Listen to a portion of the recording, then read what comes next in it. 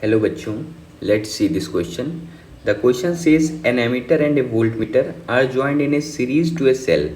Their readings are A and V respectively.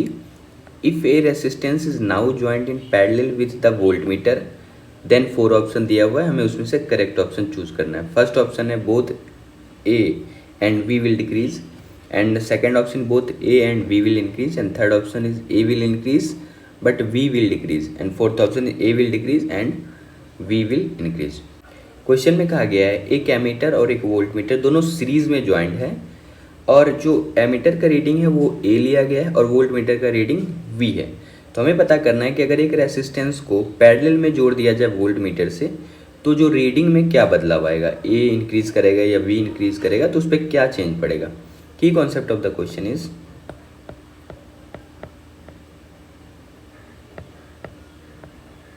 first key concept of the question is concept of ammeter and voltmeter.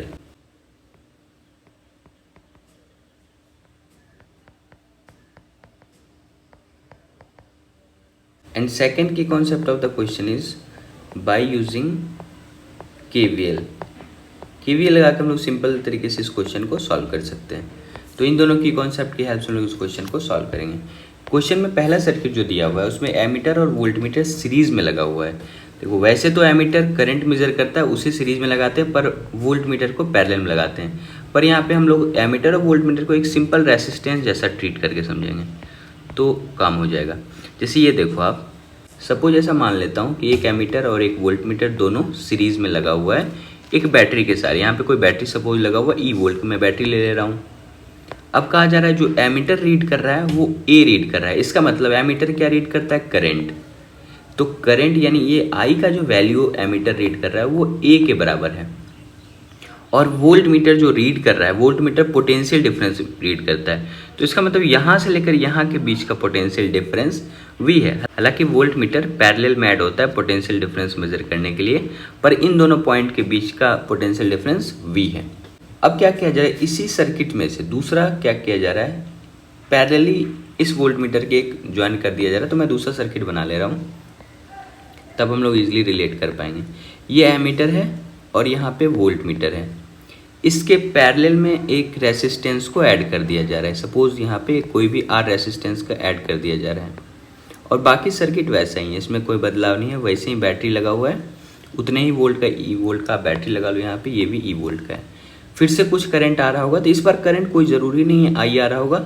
इस बार का current मैं I dash ले ले रहा हूँ और उसी से हमें ए से रिलेट करना है.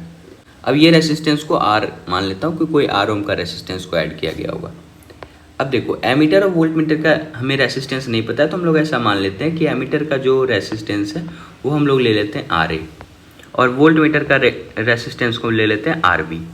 अगर इस हिसाब से ये करंट निकालो तो V equal to I R formula होता है. तो अगर हम लोग करंट निकाले I का वैल्यू, ये वाला करंट, ये किसके बराबर, A के बराबर, यानी I इक्वल टू A.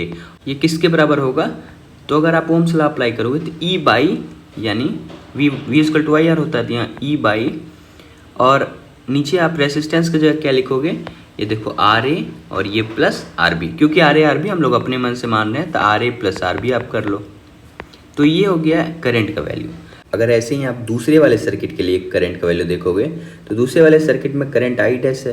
अगर हम लोग इस आई डैश को निकालने की कोशिश करें तो I dash equal to battery divided by equivalent resistance. Battery का वैल्यू यहाँ पे ई है, यानी V equal to I R. तो I equal to V upon R के जगह हम लोग क्या लिखेंगे, एमीटर का रेसिस्टेंस हम लोग आर ए माने हैं, वोल्ट मीटर का रेसिस्टेंस हम लोग आर बी माने हैं.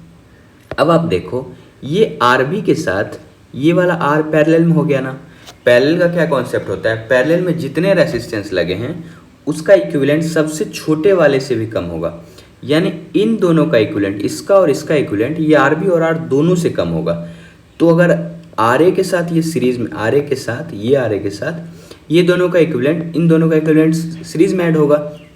तो इन दोनों का इक्विवेलेंट को मैं मान लेता हूँ, ये आप लिख भी सकते हो R B into R divided by R B plus R, R B into R divided by R B plus R. ऐसे इक्विवेलेंट निकालते हैं. अब ये जो वैल्यू आप देख सकते हो, ये जो वैल्यू है ये पूरा वैल्यू RV से कम होगा, क्योंकि पैरेलल में यही कंडीशन होता है कि सबसे छोटे वाले से भी कम होगा। तो यहाँ से आप सिंपली कह पा रहे हो कि I डैश का जो वैल्यू है वो क्या हो जा रहा होगा, बड़ा हो जा रहा होगा I से। ऐसा क्यों?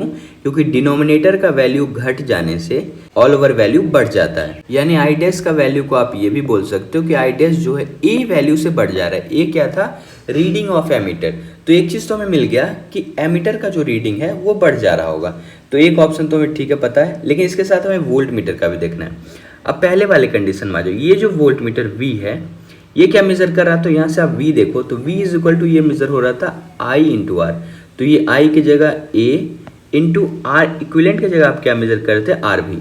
क्योंकि वोल्ट मीटर का अगर रेसिस्टेंस RV में माना हो तो ये V इक्वल टू ARV हो जाएगा।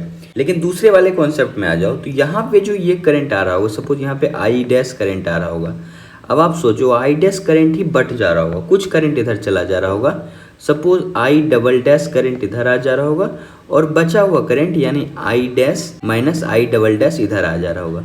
इस बार जब आप वोल्ट मीटर का रीडिंग निकालोगे, जिसे मैं V डैश बोलूँ, तो ये क्या होगा? I double dash into RV। लेकिन आप इजीली देख पा रहे होगे कि पहले जो है पूरा का पूरा करंट इस वोल्ट मीटर को मिल रहा था, लेकिन इस बार इस वोल्ट मीटर को बटा हुआ करंट मिल रहा है। और वोल्ट मीटर इन दोनों पॉइंट के बीच का ही पोटेंशियल डिफरेंस मेजर करेगा। तो यहाँ से आप बोल सकते हो कि ये V डैश जो है ये घट जा रहा है, क्योंकि पहले इसे करंट ज़्यादा मिल रहा था, रेसिस्टेंस तो उसका RV ही रहेगा। तो अब क्या हो रहा है? V डैश जो है वो घट जा रहा है। तो यहाँ से ऑप्शन क्या हो जाएगा हमारे पास? एमीटर का रीडिंग बढ़ जाएगा और वोल्ट मीटर का रीडिंग घट जाएगा। थर्ड ऑप्शन आप देख सकते हो। थर्ड ऑप्शन में है A will increase, V will decrease. So the correct option is option number third. Hope you understood it well. Best of luck. Thank you.